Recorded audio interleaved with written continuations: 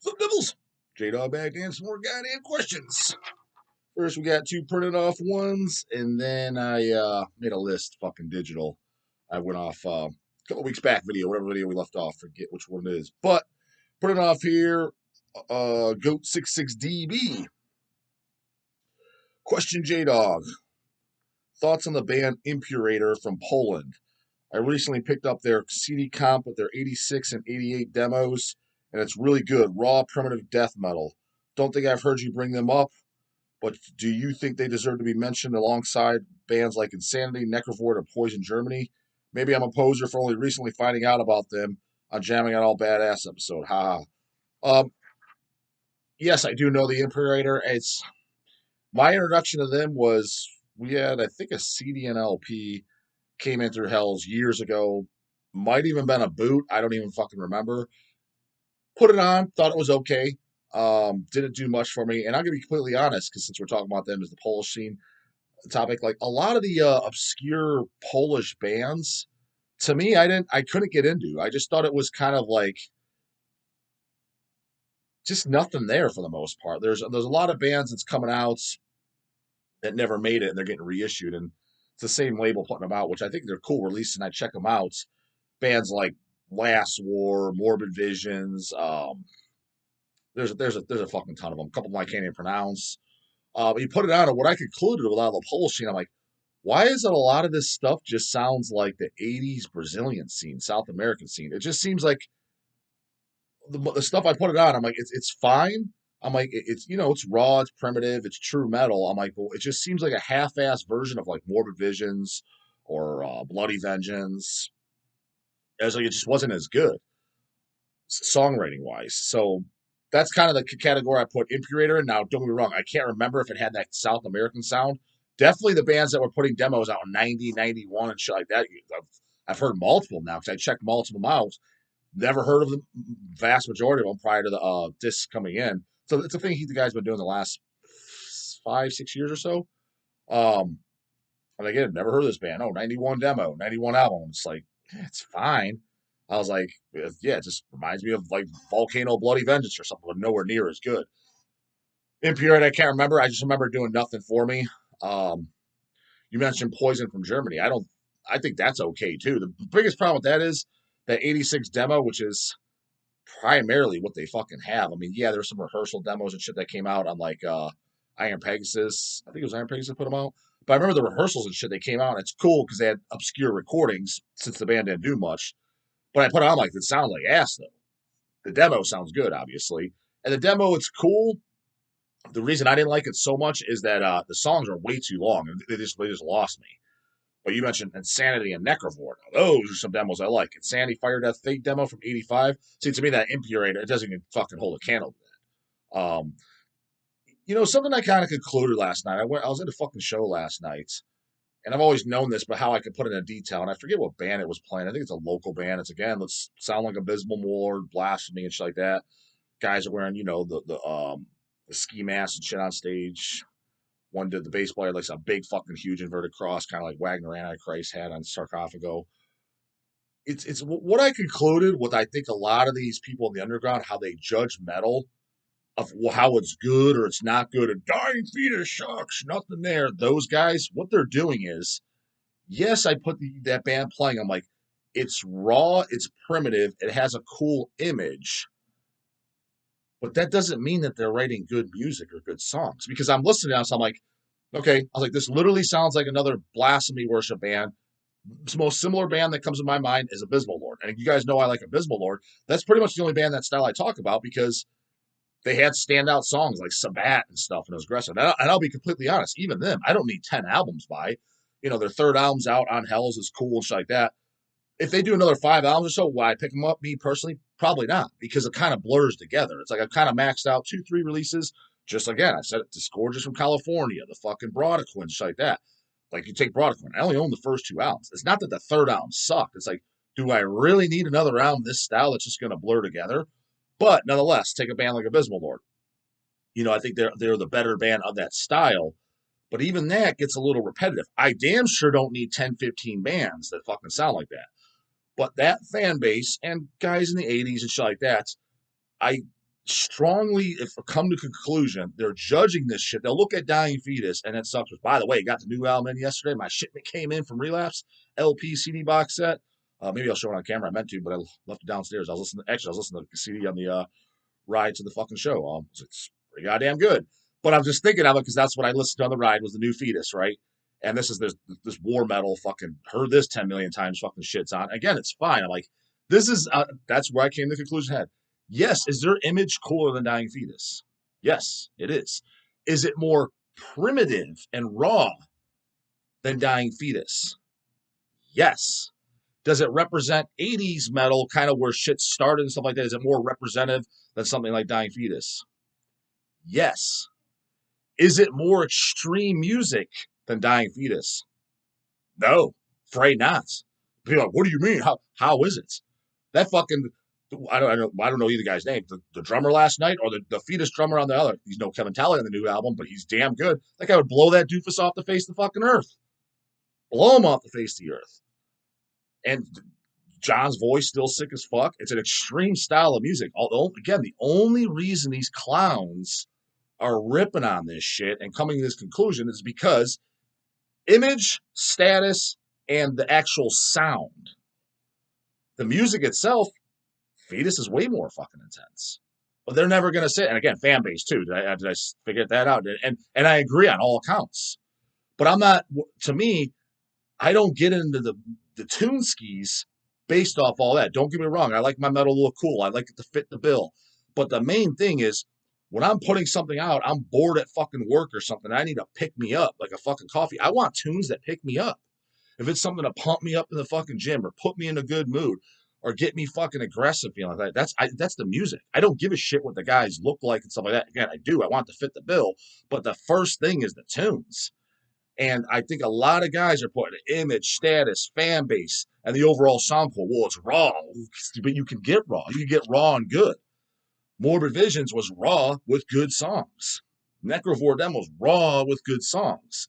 So that's why a lot of this shit, especially when it comes to war metal, I dismiss. I'm like, yeah, and they are carrying the torch as far as what I'd like to see again, whole image and feel wise.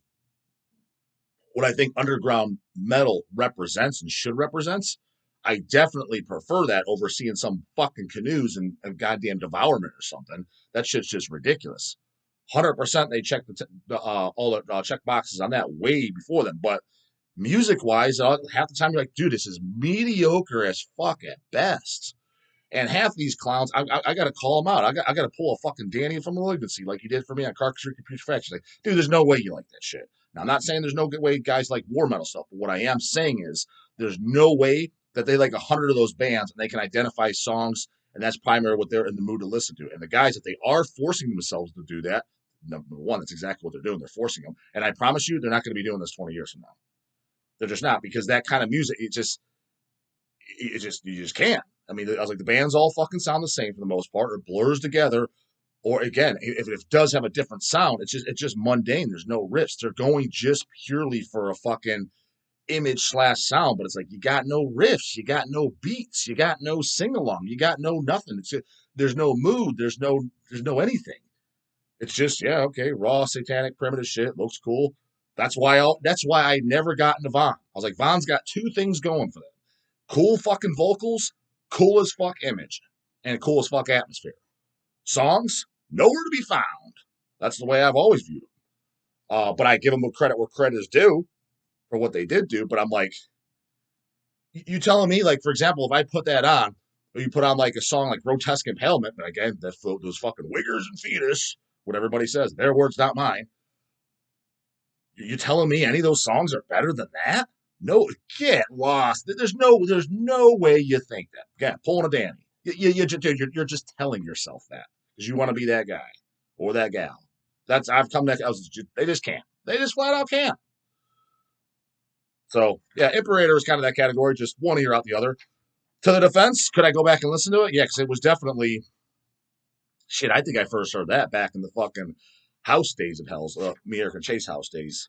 So I probably heard that when I was like, I think it was like a Chilean bootleg we got in, or at least a South American bootleg. Because I know exactly what it looks like. I know I listened to it like twice. I'm just like, nothing there. Matter of fact, I think I heard it around the yeah, it's about around the time I heard the Poison demo. Um, just thought it was okay. Nothing I'd buy. BLG Dean Dinger. Dog, what about heavy weights to incite testosterone creation? Uh-oh, Jim goddamn question. I've read how stuff like squats requires so much exertion that it causes a T boost. Oh man, this could be it. I'll keep this quick because I could go on a rant for 3 hours for this, but that's pretty much horseshit, just so you know. But I'll get to that in a second. Which through consistency should increase levels. Then T, referring to testosterone, is made from cholesterol. Correct if wrong. Cholesterol is the fucking raw materials the raw materials for all steroidal hormones in your body. So testosterone, estrogen, DHT, cortisol, fucking even vitamin D3. Vitamin D3 is actually a steroidal hormone. So by definition, technically, if you want to get really technical, if you take vitamin D3 over the counter, which I do, you technically take steroids. So all you dum dums that like you're fucking steroids and this that, shut the fuck up. You don't even know what you're talking. You sound so fucking stupid to someone educated on that. It's absolutely insane. So with that, could you have your diets focused on HDL somehow? You cannot raise HDL for the most part. Diet will change it if shitty lifestyle and things like that, but there's no medications, for example, that raise HDL. You can only lower LDL. Then just lift your weight to more T. Just lift it to infancy. If it worked that way, nobody'd be taking it synthetically. I've read a lot, but never really developed too deep into T, aside from avoiding trend and weird shit like that. Laugh out loud. Trend. I mean, that's another thing. I'm so sick of hearing people talk about. They got no business talking about it.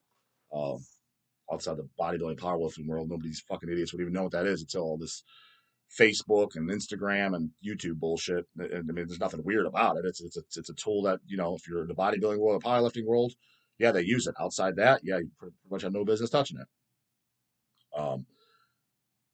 Yeah, heavy squats, heavy deadlifts, it produces more testosterone. For starters, yes and no. In some of the blood values, yes, they see that it would come up. It's an acute response, meaning it lasts, what, an hour or 2 hours? That's not going to get an anabolic effect. Second off, you're talking to nanograms per deciliter total testosterone. Let's just say you're sitting at about a 450 nanogram per deciliter testosterone. Normal dude, you go there and you do the heavy fucking squats, going to boost the testosterone, bro. Boost it, fuck yeah. What's it going to go up to? 600, 700? And I would bet fucking 10 grand, but I would want to do that test. I was like, we're going to a blood that we're having your labs blood draw. We're having a nurse practitioner here now. We're drawing your blood as soon as you finish within 5 minutes, your last sets. Because I want to see that. And I want to see what your numbers are before. You're going to get your numbers tested before and after. Let's see how much it jumps.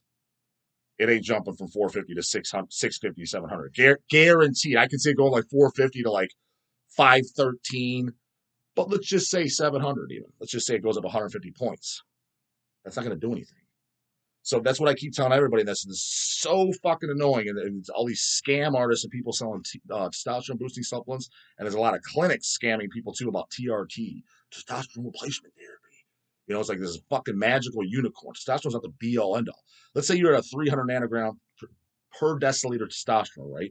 And you start taking testosterone synthetically, and it will be at chronic levels. Going back to your thing, you're acute, it would be that for a couple hours. You need chronic, meaning all the time raised. Well, let's just say you're even taking synthetic. You go like 150 milligrams of test a week, it brings you up to, let's say, you were at 300 nanograms per deciliter, and now you're at like 900 all the time. How much muscle are you going to build off that? Any guess? I can guarantee you're going to notice zero difference. You may feel slightly better, a little bit of increased sex drive, maybe a little bit more focus, more fucking kick in your step, a little bit more daily drive, a little bit more energy, maybe a little bit more in strength, but you're not going to notice like bigger arms or like my pecs are striated now and fucking got abs now, fat's just falling off. You're not going to notice anything, nothing, zero, other than what I just described. And that's raising it 600 points 24/7. It's not this magical thing. To get a response when you're just talking straight testosterone, you're talking what bodybuilders and shit are doing, I'll put it in perspective.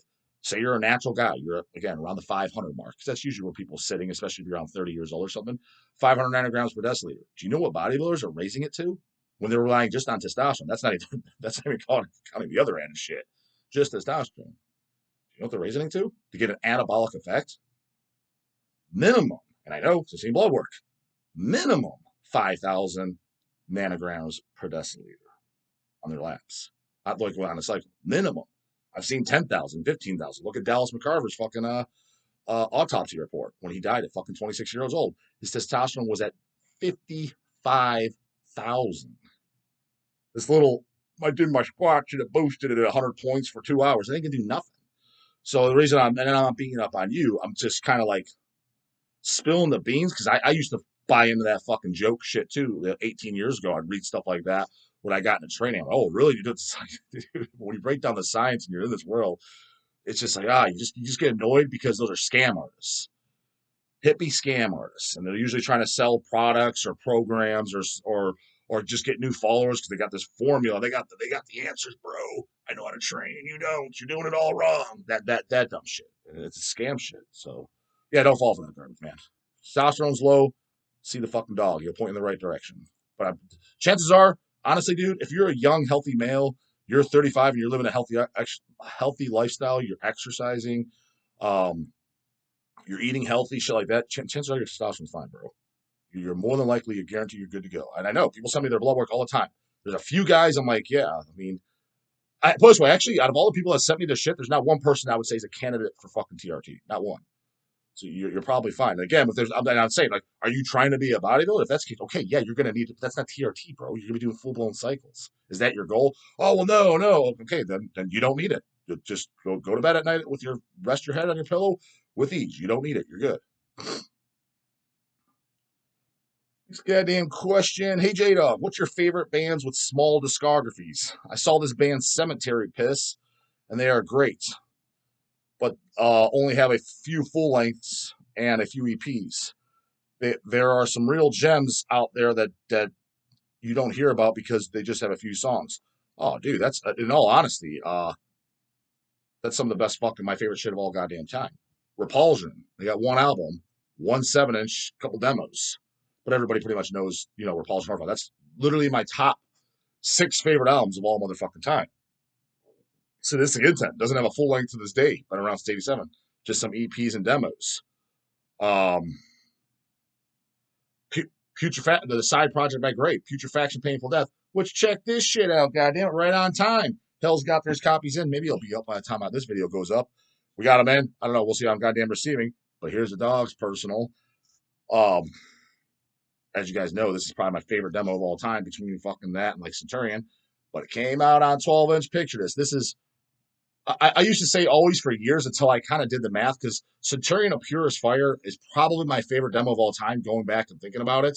But for years, I just considered that an album because it was on a CD. When I thought demos back then, I picked that up in like whatever, 99, 2000. Definitely by 2000, I had it because it's signed by Seth and Patrick when I met Severe Torture in 2000 and signed that. So I know I had it way before that. So I probably had it about 99, right? And it was just a CD. I just thought that was like the first album, first EP, but it's actually considered a demo.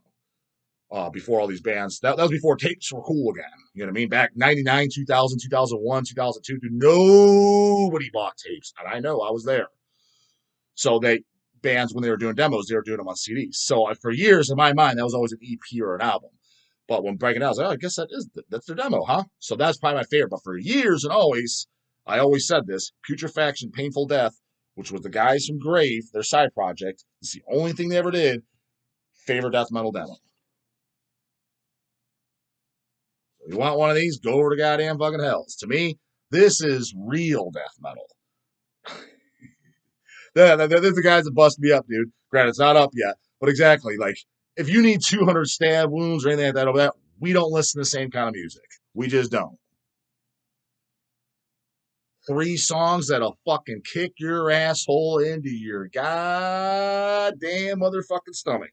It's got all details, just like the demo tape. I mean, this is the best thing to come out all goddamn year. So maybe it's on the site by the time you see this.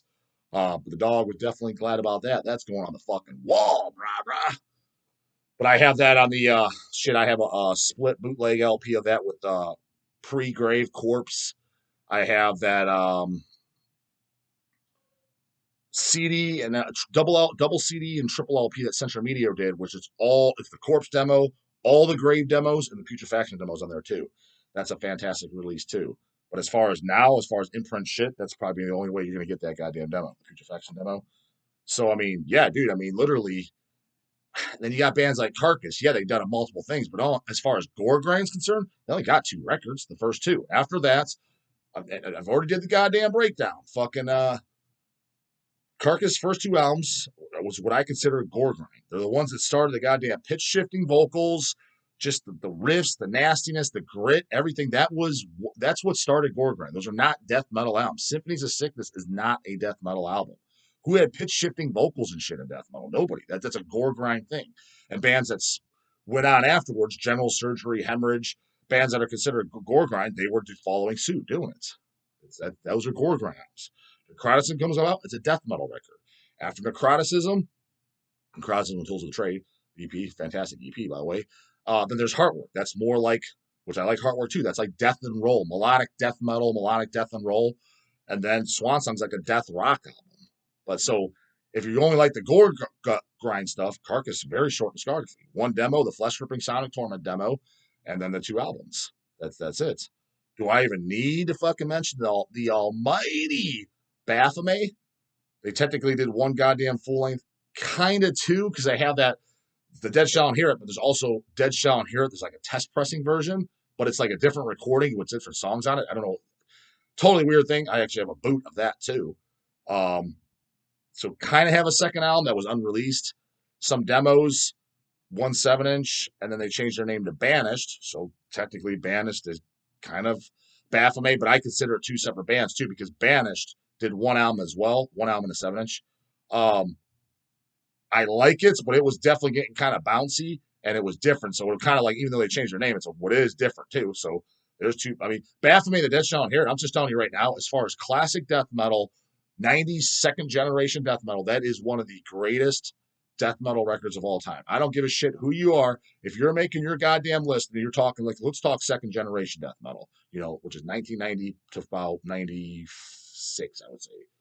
Third generation death metal came in after that. Stuff like Devour and things like that. But the second generation death metal, dude, I mean, to me, in your thing, it should be, people mention, early Cannibal albums, early Deicide albums, Baphomet should be in there, Suffocation, or, early Suffocation shit, Immolation, Mortician, Incantation, Onward to Golgotha, stuff like those. That's what should be in that, Malevolent Creation, Monstrosity, Imperial Doom, that stuff. But Baphomet's in there, and a lot of these fucking guys will leave that out. They kind of forget about it because it was a, kind of a short-lived band. So, yeah, dude, I mean, I could go on for fucking days, though, as far as not only like you're asking like small discographies, who was good. That's some of the best shit. Because, and let's call it like it is, too. Most bands that keep going on and on and on and on, it usually sucks. I mean, it usually sucks, or a very best fucking case scenario, like it's very goddamn okay. So it's like they're kind of better off. Do, a demo, 1 or 2 albums, hang it the fuck up. Because if I was to add it all up, and I never have, and I'm not going to take the time to do so, maybe I'll just kind of keep notes as I go. Take a band, every single band that the dog listens to, and you can do the same for yourself. Maybe put the challenge out for yourself in case you're bored on a fucking Saturday. You're sitting there scratching your ass. And again, like means you own shit. If you don't own it, you don't like them, you're not enough, they don't get put in your fucking category. So fuck off. You better own goddamn their CDs, LPs. Multiply them. Take every band that you like that, let's say, has, 6 full lengths or more. Unless they have a fuckload of EPs too. Like you could take a band like Nunslaughter because, what do they have, like 5 full lengths or whatever they're at. But I mean, that's a band that would call this because their catalog is so fucking huge. So 6 albums or more, or a massive goddamn catalog. Goth Police, things like that. Massive catalog. Sabat, things. I think Sabat probably does have more than 6 albums. But anyway, 6 albums or more, or massive discography. Count up how many bands do you like every single thing they've done. And when I've done it, again, I've never actually done it. But if I was to, I bet you it's probably max 20 bands. I'm kind of curious. Maybe it's 30, but I bet money, because just a few off the top of my head. Let's go over them. Cannibal Corpse, Deicide, Merciful Fate, King Diamond, Nunslaughter, Deceased, um, Exhumed, Hemorrhage. Because even like the classic shit, I can't put Motorhead in there. I don't like everything about them. I can't put Priest in there. I can't put Maiden in there. I can't put Metallica. I can't put Slayer. I can't put Megadeth. I can't put Anthrax. I don't like every release by those bands. Um, shit, I can't even really put Marduk in there. Nothing by Marduk sucks, but they have albums. I was like, I don't need it. So yeah, I wouldn't put Marduk. Like when I say yeah, like that means you want to own every release by them. Because every band I just mentioned, I own every release by them. Now I might be missing like a rare EP or something like that. Don't have that context. But like for example, Exhumed, I own every album. Hemorrhage, I own every album. You know what I mean? Um, I mean, I know I'm forgetting some guys, but yeah, I mean, right at the gate, I'm already having a difficult time doing it. What was I at? Eight bands? I mean, I know some super obvious ones I'm forgetting. I'm looking around for some ideas. I'd put Christian in there, although they have somewhere I'm kind of like, eh. Yeah, I was re-listening to the what is it, the Great Execution the other day, and it's got really good songs on there, but it's got some fillers too. Like The Extremist is a great song. Um, but I was definitely when I'm listening, I'm like, this has some fillers. Like it's not garbage, but fillers.